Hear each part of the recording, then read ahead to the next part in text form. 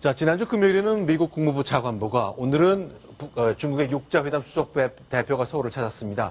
빠른 외교 움직임 눈에 보입니다. 그런데 주목해야 될 것은 주말이라 잘 주목받지 못했던 이야기인데 미국과 한국 같이 북미 간의 평화협정 얘기를 꺼냈다는 점입니다. 관련된 큰 틀의 얘기 좀 나눠보았으면 좋겠습니다. 자, 우다웨이의 모습과 함께 오늘 얘기를 나눠보겠습니다.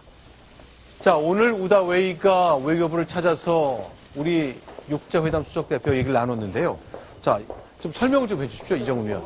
자, 왜 이렇게 다들 서울을 찾는 겁니까?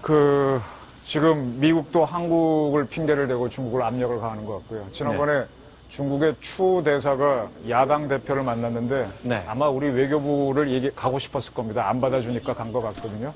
중국은 어떻게든 미국을 설득하려면 한국을 움직여야 되니까 우다웨이가 직접 날라온 것 같습니다. 아하, 우리한테 하고 싶은 얘기 야당을 통해 했는데 우리 생각에는 부당한 요구를 할 가능성이 많기 때문에 격에 안 맞는 사람 자리를 만든다면 이제 결국 만남이 성사가 잘 안 됐을 텐데 그런 얘기를 했고요. 지난 금요일은 국무부 차관보가 왔거든요. 데니엘 러셀 국무부 차관보 장면도 보겠습니다. 자, 근데 이 차관보가 나눈 얘기 중에 몇 가지 눈에 띄는 게 있는데 이렇게 한국말로 안녕하세요 인사를 했습니다만, 자, 다니엘 러셀 했던 얘기 중에요. 몇 가지 좀 얘기가 있습니다. 사드 관련된 얘기를 좀 나눴는데 군에서 하는 얘기와 미국 외교관이 하는 얘기가 조금 다르네요. 다릅니다. 지금이 1979년도 주한미군 철수 카터 정부가 추진할 때요. 미 군부에서는 굉장히 반대해서 그때 싱글러브가 워싱턴 포스트 기자한테 만나갖고 반대하면서 난리가 났었거든요. 지금 대체로 미군들을 보게 되면 군부에서는 미국은 사드 배치해야 된다고, 외교부는 중국하고의 큰 게임을 보니까 조금 변화가 있는 두 가지 갈등이 있습니다. 이럴 때 한국이 어디를 지원하느냐에 따라서 미국의 기조도 바뀔 수가 있습니다. 그런데 보통 저기 좀 거꾸로 된 것 같은데, 제가 볼 때 외교부는 항상 좀 유화적이고, 군부는 강경하지 않습니까? 특히 북한 같은 데 보면. 근데 지금 저 사드에 관해서 외교부는 강하고, 뭐 협상과 관계없이 사드 배치한다. 오히려 지금 군에서 사드 배치를 갖다 고려한다 그러거든요. 이제 제가 저런 걸 볼 때, 미국의 전체적인 입장은 사드를 갖다가 레버리지로 해서 중국과 대북 제재는 협상을 갖다가 강화하는 데 더 방점이 있는 게 아닌가. 그러니까 사드를 직접 배치하겠다. 진짜 실제로 배치하겠다. 이거는 계속적으로 공포탄을 쏘면서 중국을 압박하는 용이 아닌가. 그런 생각도 듭니다. 자, 그러면요.